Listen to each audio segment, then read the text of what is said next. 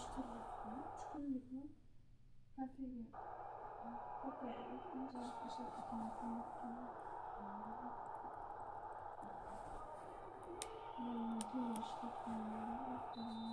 qiziq.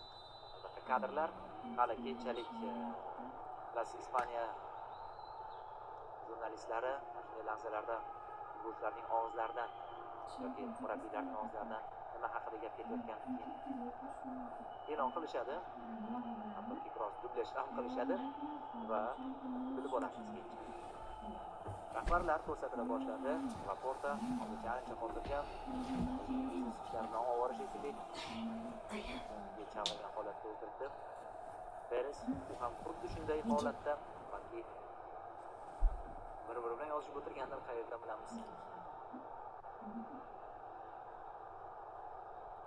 Mana shu o'yindan oldin Laporta ham qiziq fikr bildirdi, ya'ni munosabatlar judayam tarang, lekin keyinchalik yaxshi bo'lishi mumkin, bu baribir ularga ham bog'liq degan ma'noda gapirib o'tdi.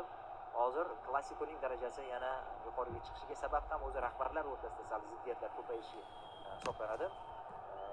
Baribir o'sha hakamlik borasida Negreira ishlari, o'ziga yarasha albatta ikki jamoa o'rtasida rahbarlar o'rtasida ziddiyatni anchagina oshishiga yana sabab bo'ldi. Orada biroz o'sha Mourinho hamda Guardiola davridan keyin klassikolarda qandaydir avvalgi ehtiroslarni ko'rmayotganlik, o'sha narsa sekin-sekin yana baribir qaytala boshladi desak ham bo'ladi. Bu o'yin davom etadi. Endi e'tiborimizni o'yinga qaratamiz. Asensio foyda yurmadi bunga nisbatan, to'p baribir Realda qolyapti. Shuning uchun hakam o'yinidan o'tishga ruxsat berdi. Crash Valverde, Rodrigo, Gonzalo Garcia tezlikda o'tib ketyapti. Gonzalo Garcia birga o'tkazgan va kuchsiz zarba yo'llab qo'ydi Garcia.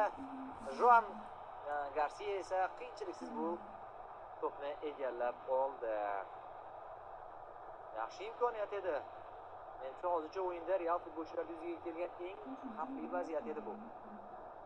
Va aynan mana shunday vaziyatda kuchsiz zarba bilan